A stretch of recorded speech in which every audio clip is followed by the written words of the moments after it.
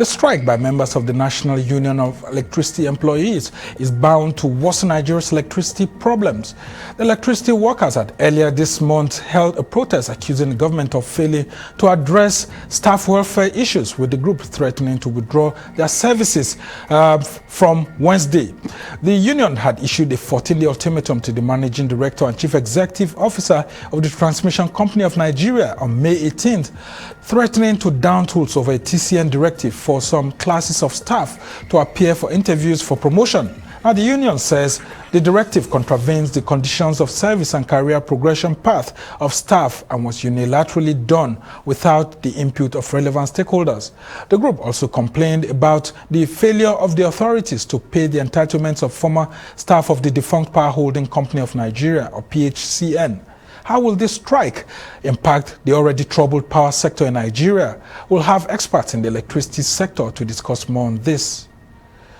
And also on the program, since 2013, when the federal government carried out a complete privatization of the electricity sector, there has been little or no improvement in power supply in Nigeria.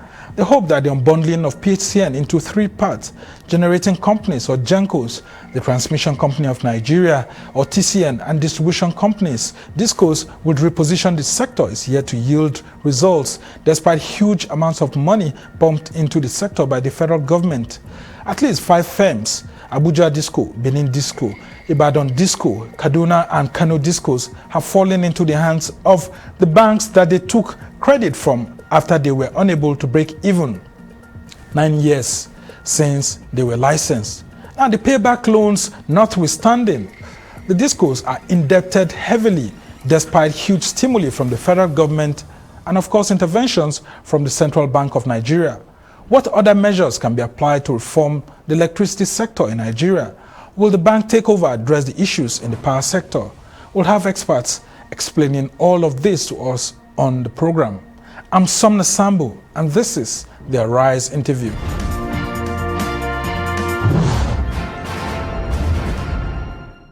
Thanks for joining us on the program. Now, Nigeria's power generation has dropped by 502.7 megawatts as members of the National Union of Electricity Employees and their counterparts in the Senior Staff Association of Electricity and Allied Companies have grounded the nationwide operations of the Transmission Company of Nigeria. Members of the National Union of Electricity Employees have withdrawn their services at the Kaduna Regional Headquarters of the Transmission Company of Nigeria in line with the directive of the union's national leadership. The TCN Kaduna Regional Station covers 4 northwestern states, Kaduna, Kebbi, Sokoto and Zamfara. Power distribution has also been halted completely in the entire southeast states. This development has thrown the 5 southeast states into a total blackout. Reports say power generation on the national grid recorded an off-peak of 2,551.7 megawatts on Monday and rose to a peak of 4,688.6 megawatts the same day, but this dropped to 4,185.9 megawatts as at 6 a.m. on Tuesday. Other parts of the country have also witnessed a blackout due to the electricity workers' strike.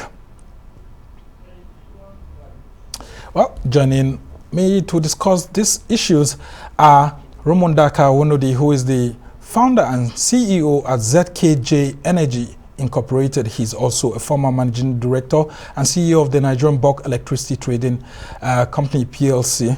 Thank you so much for joining us. He has over 25 years experience in infrastructure, energy markets and power development. And also on the program is BODE FADIPE, who's the CEO of Sage Consulting and Communications. He's a former spokesman of the Abuja Electricity Distribution Company, AEDC. And we will be having joining us from Lagos later on, Kunle Adegoke, who is the senior advocate of Nigeria, SAN, with wide experience in Nigeria's electricity sector. Thank you so much, gentlemen, for joining us. And just before I ask you the first question, the latest I'm hearing right now is that Nigeria's national grid has crashed due to this issue of electricity strike. We are just hearing now that the national grid earlier in the morning began a nosedive from over 4,000 megawatts to, at the last counts, 762 megawatts because of this strike, and of course it continues to go down. What exactly is responsible for these challenges? Why is it difficult for government through this TCN to be able to meet up with its agreement? And of course, how come the private companies that came into this sector are finding it very difficult to prosper? Thank you very much, and thank you for having me. I mean, this is very sad for an industry that is struggling with issues of finance, issues of dilapidated network, to now add an additional human issue to that, right? It boils down to a leadership issue that, you know, I've always said that there is a leadership gap within the sector. And you listen to the growls of the workers at the union. Some of them I might not personally agree with, you know, but if it's an agreement that somebody signed, you have to start by respecting it, and if you do not like it, you should look at renegotiating it. If the workers say that there's a career path for them, that you want to become a principal manager, then you're going to move to an AGM position once it's vacant, then maybe you should respect that. I personally do not agree. I think that there should be some competence and some evaluation of the personnel to make sure that competent people are going to, you know, high management positions. AGM is not you know, you lead sections, you lead regions of the TCN and what have you, right? But if that's the agreement, maybe respect it. I don't think it's the way it should, but you have to renegotiate. You cannot unilaterally change it, right? So I don't know whether it's an agreement, but if it were, you know, you just need to respect it. Do I agree with things like that? That's a totally different thing. I mean, that's a very good foundation for this discussion. I come to you, Bode. Should we describe this as a sabotage by the electricity workers? No, I won't describe it as a sabotage. Rather, because they gave government ample opportunity for negotiation. But this look like administrative issues. Yes, it is administrative issues, but it also affects the manpower, and that's the most important component of any organization for that matter. The cameras that are in this studio will not function without somebody behind the cameras. The bolts and nuts will not get to where they are without somebody going up there. No matter the level of technology that is in the world today, you still need human beings to put those things to work. So, and one thing that we may not have really attended to right from the time of privatization is the human element in the sector. Everybody was grouped together. I don't even know the amount of network audits that we did before the sector was finally handed over to the investors. Now, that's a different conversation entirely. But coming to the human element, the human capital, how much audits did we do to ensure that we actually got the right people to work, put them in the right frame of mind? Because if you go through the entire spectrum of the current power sector, one thing you will still find there is that you still find people who work with the mindset of, look, we are who we are who we are. Nobody can put us under any kind of questioning. And I don't think that for a private sector. That sounds like people who are inheriting from ECN to NEPA. It's not impossible. It's not impossible. But you need to take them through an orientation that will show that, look, we are moving from the public service that maybe do things the way they want to a private system that must deliver on service. The issue of moving from principal manager to AGM is just one of it. There is another one that the unions are even complaining about, and it is that the head of service of this country issued a circular saying that those who worked in the power sector of yesterday that were disengaged can no longer work in any of the publicly owned agencies in the power sector. And I ask, how do you design that kind of circular in this country? Assuming, for instance, without considering that somebody joined at the age of 25 and at the age of 30, at the age of 35, the sector was privatized. It was disengaged. Are you saying that at the age of 35, it can no longer work because it was disengaged? That it can no longer work in a public institution? That is even against Nigeria's constitution. It's an affront on the fundamental human right of that Nigerian. He can work anywhere provided he has. And just as Mr. RUMUNDAKA said, once he has the competency and he has the certification to work there, excuse me, allow him to work there. Okay, and what's causing this is also the issues of unpaid entitlements, rights that were taken over. That's outstanding areas from the then power holding company of Nigeria, that these areas haven't been paid. And we find it difficult to understand why these areas were not cleared in this transition process. So like, to go back to what I was saying about the agreement, I'm surprised that you could have such an agreement, right? The privatization should have been the point where you actually take out some of these old practices, right? You cannot have a guaranteed progression within an organization that is just by, I've been here, right? That is, I don't know how many people in their private businesses would say that you promote someone because he's been here and not based on some evaluation, right? Even lower staff, you have to evaluate them. But that agreement has been there, right? So you need to respect it and find a way to take it out so that you can have a more efficient system. I mean, that let it not be said that, you know, RUMUNDAKA is standing by the union. I'm just talking about the issues of agreement, right? The issues that the issues of agreement. I mean, these are concrete issues. So when you ask about whether it's why those issues were settled during the transition period? During the transition period, you know, I'm also shocked and surprised to hear that, you know, there are still some outstanding to be paid, because the bulk of the receipts, right, almost 95% of the bulk of the receipt from the privatization went into settling labor. So if there were just a little more to be added to settle everything and clean it out, why was it not cleaned out? Or is this labor's view of what is outstanding, and maybe government disagrees? But I don't know. The only thing to say is that when you hear the tone of the government in the last few days, where they are appealing, it will seem as if government knew that he has not kept its own part of the bargain, right? That is what is concerning to me, you know. We've seen the labor, we've seen how they could be of value and also could be disruptive, even during the privatization, you know, all trying to make sure that they get what is best for their members, right? So someone would say, where we are now, why now, right? Why now, right? We are trying to see if we can even get the sector. We've had so many system collapses down the line. You have all the technical challenges. You have the economic challenges with paying tariff and then things moving around. Why add this at this time? Maybe it is also, they just find out that this is the best time to hook the government. I mean, it's most opportunistic, but it's it's unfair as it is. Yeah, each to its own strategy. I want you to address that same question I asked him. Doesn't it look like sabotage to Nigeria? Because these are administrative issues that can be resolved without the national transmission system shut down by the workers. It's an opportune time for labor. It is not the best time for the government or for the people, right? For the people. I mean, what's the alternative? Diesel at today's cost, right? So, you know, at times when you strike for your own gain, you should watch the mood, because labor might actually lose the people and lose public sympathy, right? So it's important that when people say that this is the greatest opportunity, you might think that you're holding on to the government. But, you know, one other thing is that this government is actually lame duck, right?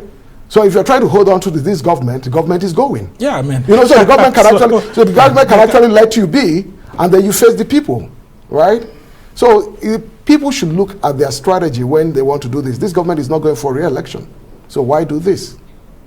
Okay. You're hurting the people. Some very great points there. And then I come back to the issues that we have in this sector, why it's been difficult for you know, a close synergy, because I mean, we tried to get in touch with the electricity workers strike, union to be here, but of course it's been difficult for them to actually come. I guess they are busy monitoring their members here and there. But now there's no synergy between the discos, the TCN and government. We know what happened to the former minister, failure to be able to galvanize all of this. But since this new minister came in, we've heard him say that, look, he's trying to see how he will ensure that everything is settled, and of course there's a peaceful atmosphere within the electricity chain. Why is it difficult for we to have an accord within all these components of the electricity sector? It's quite strange to everyone, frankly. But again, I think we can put this at the doorstep of government. Short of agreeing with him that this government is a lame duck one, maybe because it is going out. But again, you will see a bit of gap in government's knowledge of the sector. The other day, with profound respect, the Honorable Minister said, grid system outage is mere disturbance in the grid. And I said, how can grid system outage amount to mere disturbance in the grid? I mean, it shows that there is a bit of misunderstanding of exactly what is happening in the grid. So if at that level we have that kind of knowledge gap, then you can understand why. Isn't he a politician? Well, no. You see, this is where because he confessed that he doesn't know so much about the power sector. Then he shouldn't be in the power sector. He's there to actually provide solutions. So, and sometimes when you bring a neutral party, sometimes it can help you achieve things. Unfortunately, it has not achieved that purpose here, because the power sector is a highly technical sector. Not just being highly technical alone, but it's a catalyst for the economy. It's an economic driver. So you want to be sure that you get everything right in that sector. And for God's sake, we've been running this race since about 2013, and we have not been able to depart from the same story. So it must mean that there is a misalignment amongst the entire value chain. Generation will say that you entered into contract with us, you didn't respect it, which comes back again to the issue of respect for agreement, sanctity of contract. For me, that's a broader way to look at this issue. The issue of agreement between board and labor, that if you are principal manager before you become AG, you don't need to go for it, is an agreement. We need to respect that agreement. The same thing with the misalignment in amongst the value chain, discos, generation, transmission, and distribution. There is misalignment, and people don't have the competency to sit down and agree and say, okay, look, if you do this part, we'll do. The other day, the chairman of NEC said, by July 1st, we'll achieve 5,000 megawatts in the grid. Excuse me, where is the 5,000 megawatts? You don't legislate megawatts. You don't legislate megawatts. I thought I was the only one who saw that, because I mean by now we're thinking that where is the 5,000? Would have been progressing gradually, and then above that 5,000 so by now. Over and above everything, I think people are not just having enough commitment to make sure that this power sector works. I understand that in Egypt, the head of the power sector sees the president every day with what is happening in the power sector. Here, only God knows what is happening, and what is happening is obvious. We are not just doing the right thing. Well, that's another great perspective you brought in here. But I'll just ask you, gentlemen, to hold on while we go on this short break, and when we come back, the conversation continues as Nigeria's electricity workers go on strike, and of course, the nation is in darkness. Stay with us.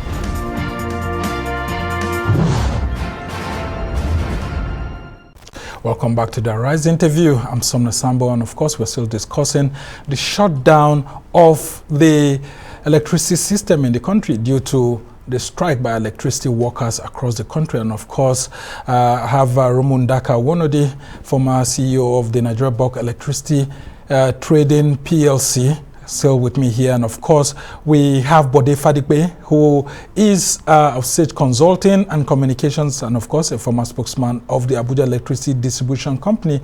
And of course, we have Adegoke, who is a senior advocate of Nigeria, joining us from Lagos now. And I would like to start with you, Kunle. Thank you so much for joining us. I don't know if you have electricity where you are now, but the entire country seems to be going down in terms of electricity strike, and we hear that some pockets of places still have light, but others have totally shut down. As someone who has had an understanding of this sector, why is it difficult for us to resolve these teething issues before we come to the bigger issues of the privatization? What do you make of this electricity workers' strike? Yeah, thank you very much. It is a very sorry case that up till this moment we have not been able to put behind us the challenges confronting the electricity sector. This is a problem that the international community has forgotten about, and unfortunately Nigeria is still being confronted with this kind of perennial and pedestrian challenge with respect to the power sector.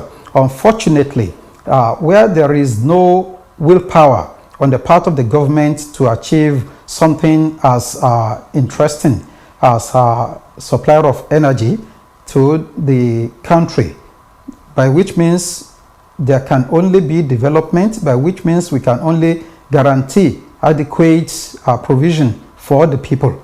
It is quite certain that such a community cannot have adequate progress, and this is what we are having right now. The electricity workers going on strike are not just fighting for their own personal interest alone. The willpower, the political willpower on the part of the government has been quite absent since the beginning of the privatization process. And you agree with me that what led to privatization was because of the failure of the sector to guarantee adequate power supply to the people. And when the government now embarked on the privatization, yes, it was to the great, pleasure to an average Nigerian that if the private sector should come on board, then there will be better supply of electricity, energy will be guaranteed. Unfortunately, till this moment, you see that basic things that were supposed to be done between the discos and the government, till today, they have not been done. When you look at it, at the beginning, there were certain things that were basically agreed that for the private sector to come on board, what the ministries, the departments of government, the agencies of government, what they are owing the discos can be sufficient to power the sector itself. And this money being owed, these bills being owed by these government agencies, departments, and ministries, till this moment, the majority of the discos commenced operation with huge debts owed by government agencies. How many government agencies and organizations today are actually paying? There have been many occasions that the electricity suppliers had to yank off some of them from the supply system. It is so unfortunate. The 100 billion naira subsidy guaranteed from the beginning, how long, I'm not sure if till this moment it has been honored. The cost reflective tariff issue that agitated the sector for a long time was never resolved.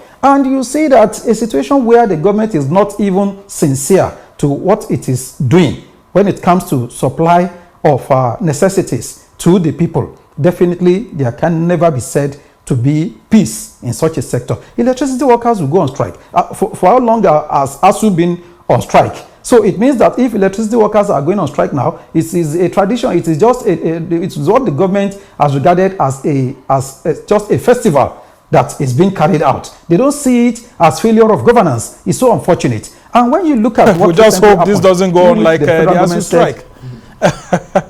I said we just hope that this doesn't go on like the ASU strike. It doesn't go on like the Okay. Exactly. I pray it doesn't. All right. Otherwise, the entire country will be grounded to a halt. Yeah. Okay. And I'll come back to you, Rumundaka. We have Dr. Sule Abdulaziz, the MD of the Transmission Company of Nigeria, appealing to the electricity workers and saying that, look, he has written a memo through his management to the Minister of Power for action, urging the electricity workers to please hold on while these issues are being resolved. And again, these issues tend to be more administrative. How do we ensure that there's an understanding, a better understanding of resolving these issues by the Minister of Power? Because on August 15, we are seeing the Minister of State for Power, Dr. Jedi Agba, actually appealing to them to and saying that, look, electricity workers were looking into these issues, but sometimes it takes a long period of time before government acts. You have worked in government. How difficult is it for something to be done when you have a critical sector like this?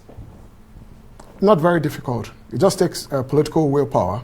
I would say this, and that's what brought about the privatization under President Jonathan. And if you remember, his minister who really pushed most of this to a point where we could not go back was Badnaji. And you know, the actions were more decisive, and I think the president was also there to provide the leadership. At least he gave them the backing to get these things done. So, like you said, the SAN said you need a political willpower to get this done. And, you know, I started off here saying that leadership is very key. It is key, especially in a sector like the electricity sector, because to a large extent, it requires the support of the government to move forward. Transmission, regulatory, distribution, you have monopolies and things like that. So, yes, it is challenging, but I guess that if the government is determined, they should be able to solve these things very quickly.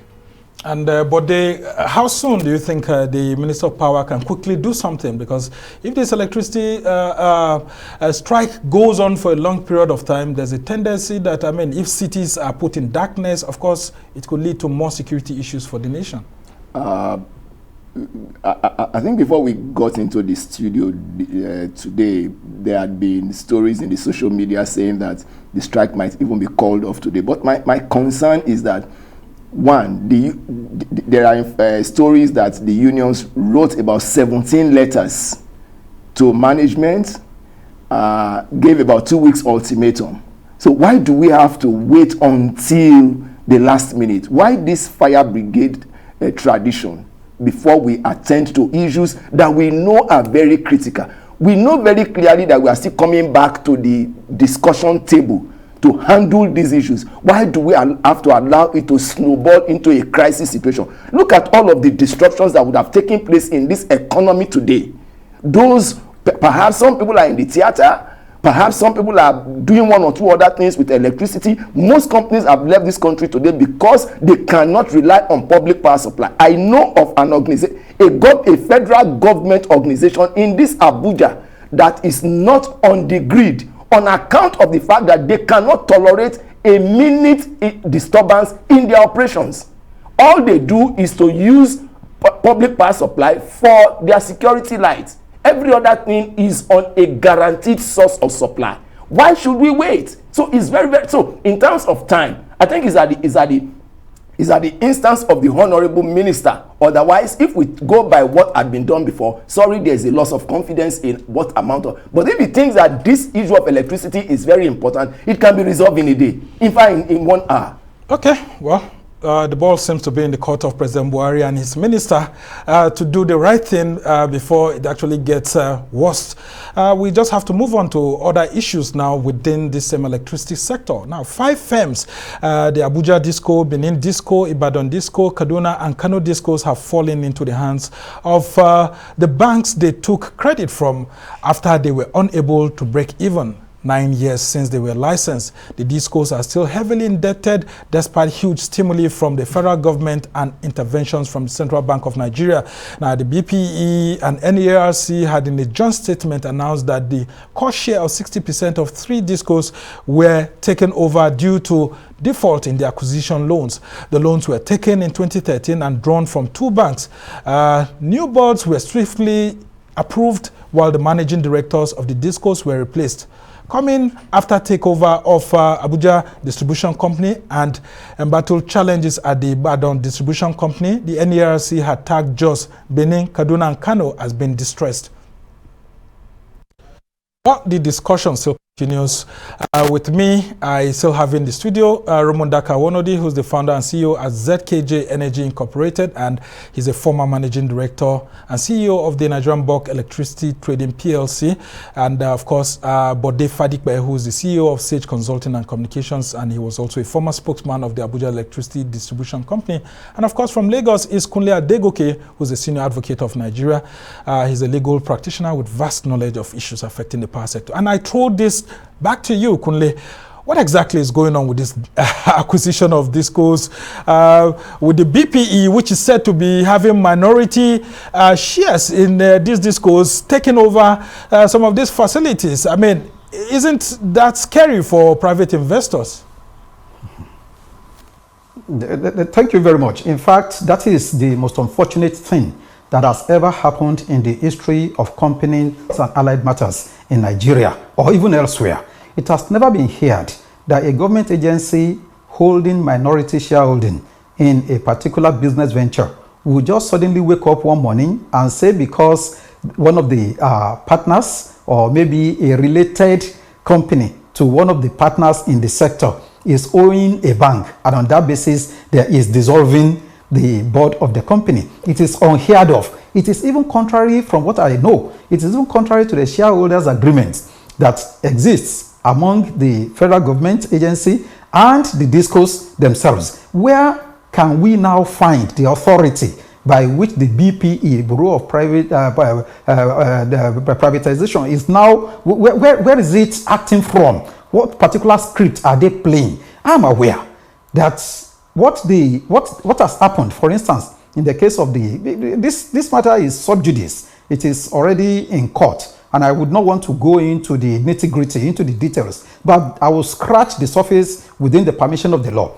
When you look at what has happened into most of these discourse, Benin Electricity, for instance, the company that we understand is even owing the bank is just a related company to one of the shareholders, to the majority shareholder. And for BPE, the minority shareholder, to just wake up now and say, I'm dissolving the board, I'm appointing some other persons, you will see that there is some mischief behind such a particular act. The government in this instance is not being sincere. And I'm aware that there is even a court order obtained at the Federal High Court, Abuja, on the 8th of July, just few days, just about 2-3 days after the misadventure, the wrong announcement of dissolution of a company was done by BPE. That doesn't have the statutory authority to even do it. Now, after the announcement, one of the shareholders, the majority shareholder in Benin Electricity, for instance, went to court. I'm not owing. Court halt this, what they are doing. And the court issued an interim order restraining the directors purportedly appointed by BPE from parading themselves as directors. What they did the following week was to come immediately after Eid al-Kabir, the Muslim festival, was to come with a contingent of policemen and chased out the directors, the statutory directors that were running the company, took over, broke doors, jumped into offices, and started running the company illegally. Now, when the Inspector General of Police became aware of the existence of the interim order restraining these pseudo-directors from taking over the company, he withdrew the policemen. He never knew. He said he never knew that there was a court order granted by the Federal High Court, Abuja, as between the lender, Fidelity Bank, and the other lenders, and the company, the related company that is owing. There is a matter in the Federal High Court, Lagos. Yeah, I mean, I know some of these cases are in court, so that we don't fall subject of the court cases. How can BPE, where would BPE now derive the power from to now unilaterally wake up one morning and take over the running of the company in which it is a minority shareholder? I mean, that's been the public concerns actually that we have expressed. I will just ask you to just hold on. It will now deter. It will now deter, if I can just conclude on this, it will now deter foreign investors. It will deter private investors who will now see that, look, any day government can wake up and convert their shareholding. They have directed the banks to go and sell the shares of the majority shareholder. It is unheard of. It is an aberration. It is infuriating for BPE to assume the power. And even they are now disobeying the orders of the court. All right, let's just hold on and get the opinions of others here. Rumundaka, do we call this a totally failed privatization exercise? Because we don't just understand what's going on. The disco companies are defaulting in their loans, yes, we know. But sometimes you have this intrusion from the BPE. And of course, considering that the BPE has, minority shares, some of these the owners of the discos are saying that the BP doesn't have such powers. And then, of course, you know that government has to act also to protect the public interest. What do you make of these challenges that the discos are undergoing, and the banks who cannot normally run discos are taking over the discos now? So, thank you very much. First and foremost, I think that saying that the BP has 40% makes it a minority. If you look at that share purchase agreement, it has a golden, there are times where you can hold 10% of a company and control it and have all the voting rights. So there's always been part of that where BP can step in at any time. But that is not what BP actually, that is not my understanding of what happened, right? There's a business continuity regulation that was put out by NERC. The consultation started as far back as 2017 or thereabout, and it came in 2018. And under that, what they said is that there could be circumstances that could happen that will allow the regulator to step in to protect the business, because these are monopolies, right? And we always try to make this distinction between the electricity distribution and, say, telcos. If you have a problem with MTN, you can switch to Glo, you can switch to Airtel immediately. But if you are in a co or you are in a Ikeja and your distribution goes out, you're totally in darkness, right? Yeah. So the business continuity regulation was put in place, and if you read the statement that was put out by the regulator in conjunction with BP, they said, we have been informed that the banks, right, have stepped in to remove. So they acted based on that business regulation, which says that if there is, it could be from a third-party action, or it could be from an observation. In the case of Port Harcourt, that they had observed that it was teetering towards insolvency and collapse, and then they stepped in. So this is not about BP, it's about the banks taking an action and then the regulator trying to pull the thing. And you made the last point about the public good, right? In as much as we know that government finds it very hard to keep its own part of the bargain in so many things, the whole idea of privatization is not so that people have cost-reflective tariff. It's just that there should be more electricity to homes and businesses. That's the primary end of it, right? Every other thing supports that, right? And where it is not happening, then you begin to question the sincerity of whoever are the partakers. And or the original intention. Or the original intention itself. Original intention. None of the distribution companies, as expected, made the investments required to expand their networks. The only way you've seen that is Geometric Aba, where they've built 4 additional substations just around Aba Metropolis, but Lagos, Kaduna, Abuja, until they got caught up in politics itself. But at least those investments, those investments were made. Coming back. We have not seen that. So the distribution, to a large extent, is frustrating when it comes to the private sector. You asked me, has it failed? Not in generation. People have restored a lot of generation. Ugali, for instance, started at less than 200. Today they're up to 460, and mainstream in Kanji is putting another pitch. So there is a lot that is going on in There's generation. There's a boom actually in generation. Right? Just the evacuation that. Right. So where we have a problem is the transmission and the distribution network, and people are watching and saying, what is government going to do, and how are you going to begin to address these things so that people can have power, get to the homes? And amongst the discos, there are this, it's like most are not doing very well, but there are some specific issues where some are recalcitrant about just trying to move the needle a little bit. Right? Okay. And I come to you, but the issue of corruption among the distribution companies is one that's led to lots of challenges. In fact, some of the discos try to sack their staff, try to do lots of things, but we haven't seen so much being achieved. How do we curb corruption in the distribution companies so that the companies can make profit, and at the same time, people are able to pay for their electricity, and then, things work out very well? Well, the issue of corruption, unfortunately, goes beyond even the power sector. Corruption has become almost a second culture to us in this country today, where practically everything you do, you have some element of corruption driving that process here and there. So the power sector cannot on its own single itself out of and become the oasis in the desert. Yeah, but isn't that the reason why we're having insolvency? I mean, in some of the discos, and they are failing to remit their monies to banks, and the banks have no choice than to take over. One of the things that the discos have been accused of is what is called market delinquency, not paying the amount of money that they are supposed to pay back. Luckily enough, the former head of NBET is here, so he will be able to even validate that position, that how much were you recovering. There were situations where some of them were paying extremely lower than the percentage that they were supposed to pay. Meanwhile, they were buying jeeps, living big, and all of those things, and the network was suffering here and there. So in terms of corruption, I think the buck still stops at the point of government. If at that level government cannot come in, most of the time NEC has come in to say, to do what they call open book. What has been the outcome of such open book? Because that open book itself is a miniature audit of what you have done with money. There's supposed to be a level of expenditure. What did you spend the money on? Have they not found any one of them wanting since 2013 when this privatization was done? If they found them wanting, what did they do? I know that in the case of Ibadan, at least for once, NEC did something. They brought out the big whip and then sacked the board. But NEC, the Ibadan went to court and said, this thing that you have done is ultra-vires your powers.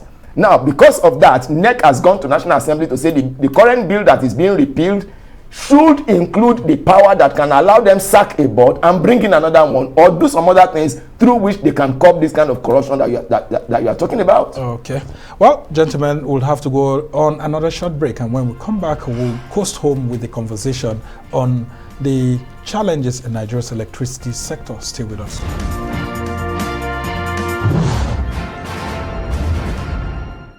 Welcome back to the Arise interview. I'm Somna Sambo, and of course, we're still discussing Nigeria's electricity sector and the challenges there. And I still have with me BODE FADIPE, who is the CEO of Sage Consulting and Communications Limited and a former spokesman of the Abuja Electricity Distribution Company. And of course, in the studio here is RUMUNDAKA WONODI, who is the founder and CEO at ZKJ Energy Incorporated and former managing director, CEO of the Nigerian Bulk Electricity Trading PLC. And of course, from from Lagos, we have Kunle Adegoke, who's a senior advocate of Nigeria. And so, Kunle, how do we resolve these issues going forward following this forceful acquisition of the discos by the federal government? What, in your view, is the best solution out of it? Yes, I thank you very much. It is fundamental that the crisis, the logjam, must be resolved. But it is the basis of it all that we must toe the path of rule of law. Parties right now in some of the cases are in court. And where the court is trying to resolve an issue, is it the case that these discos are owing these banks up to the amount being claimed? How will these amounts be paid? How should the banks go about the recovery and some other things like that? These are issues that a reasonable court will want to resolve within the shortest possible time. And I'm aware that in Lagos, for instance, Justice Bogoro is doing the needed best to ensure that this matter is resolved within the shortest possible time. I believe within this year, the issue of indebtedness or otherwise of these companies will be resolved in the case pending in Lagos. It will now be an affront on the rule of law, on judicial sanctity for BPE or any other body to just announce sudden dissolution, no matter how much shareholding you are holding as a shareholder in the company. That even if you are holding the golden shareholding, however, there is a matter in court for a party to now just unilaterally take such a step. It is not encouraging a resolution of the crisis. It will be worsening it. And the signal that it is sending to the international community, most of the agreements signed by these discos have arbitration clauses. They have arbitration clauses, and they are not local arbitration, they are international arbitration. The signal we are sending, for instance, in one of them, I'm aware that Nigeria might be liable to about $500 million in compensation because of the breach of the agreement existing in this instance. It is not enough for a shareholder to say, I have so much, and on this basis I'm acting this way. If the path of legality has not been trodden, if the path of constitutionality has not been followed, it will still come back to backfire. Let us assume that we are shareholders in the company, and one of us just say, because I'm maybe a debtor to GTB, and on that basis is auctioning my shares to satisfy maybe GTB. When the issue has not been resolved, it is not fair. It is something that will generate more crisis within the sector and outside. So it's on this basis that the government will have to tread softly on this issue and obey court orders. It's very fundamental. I think that's very, very fundamental, like you have said. And I've come to you, RUMUNDAKA, as we try to coast home. How do we resolve these issues from your own perspective, and then the role of the Nigerian Bulk Electricity Trading PLC, which is purchasing this power in bulk and then dealing with the discos, and of course the controversial issues of subsidy, which the government says it has quietly eased off from the electricity sector? Okay, so starting again and to go back, my understanding is that not that the government have taken over these companies, it's actually the banks that hold the shares, right? And just over the weekend, I read a report where BP said that BP and the central bank have come together, recognizing that the banks don't run electricity discos, and saying that they should do whatever is necessary to get out of those within a year. Well, the question is, who are you going to sell it? Are you just going to dump it in the market, or do they have? But one way or the other, they have to get out of the assets, you have to change and make the sector stable for new investors to come in. So that's one of the things, because after all, you have to do what you need to do, right? The way forward, I still believe that there's a need to have a concerted leadership within the sector. The bill that is in the House needs to come out. I will hope that it makes the sector regulator a little stronger than it actually is now, because some of the things of taking the regulator to court don't happen in the finance industry, does not happen in telecoms and everything. So our own regulator puts out an order, and then Discos or Genco, anybody can trump it and then have it suspended in court. So I don't know, between BPA, which is government, and regulator, which should be independent, but there should be a little bit more of powers there, like he talked about with BODE talked about in the case of Ibadan, right? Yeah. So that also is a signal for international community that you have a sector that is disciplined and the regulator is stable within that space. On the issue of subsidy, right? Nigeria cannot afford subsidy for consumption in anywhere, right?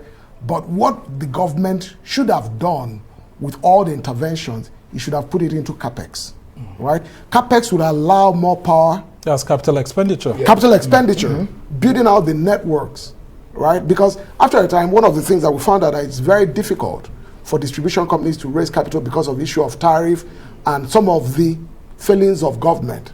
And of course, the initial design, which allowed them to buy the assets with debt instead of fully equity, right? So the issue of intervention by government, there's still scope for that. But I don't think that it should be on subsidizing the tariff.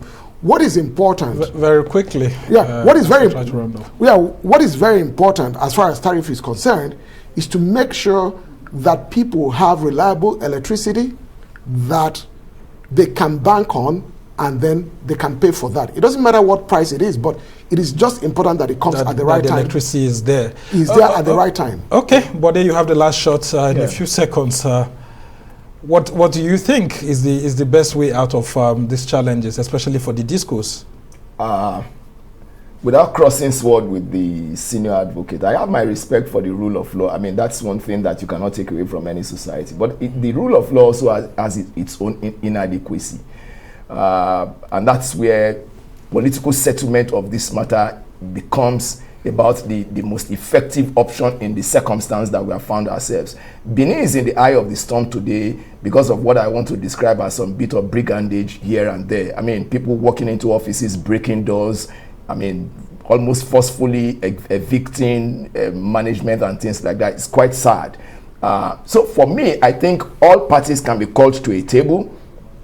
Let's discuss what the problems are. How do we resolve all of this? Because like the former NBET MD said, the end point of privatization is that there is more, more electricity is available to the end user. And then this economy, the social life of people, the economic life of people, the political life of people can have some bit of meaning here and there. Not that down Karishi and Orozo, you don't have electricity, and then in Wuse and Meitama, it is almost 24 hours. I mean, all of us are Nigerians. There is business going on. That segregation has always been there, and people keep asking. Abuja suburbs don't have light, but within the city center, there's light always. It's so sad. It's so sad. Discrimination also in electricity. It's so sad. Well, we must thank you so much. And it's not just those places. It's all over the country. Yeah, it's all over the country. It's quite sad. Well, although we know that some special areas like the central area where you have the presidential zone and all of that just has to have electricity, including airports.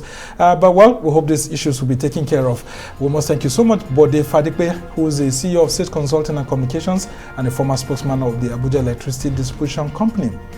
And of course, our own RUMUNDAKA WONODI, who is the founder and CEO at ZKJ Energy Incorporated and former managing director of the Nigeria Bulk Electricity Trading PLC, has been with us. And from Lagos, Kunle Adegoke, a senior advocate of Nigeria, has been joining us. We must thank you so much, gentlemen, for being on the show and for sharing your perspectives with a lot of people watching us. Thank you so much. That has been for this edition of the Arise interview. Do join us again tomorrow. From me and the entire team here in Abuja, I'm Somna Sambo. Thank you.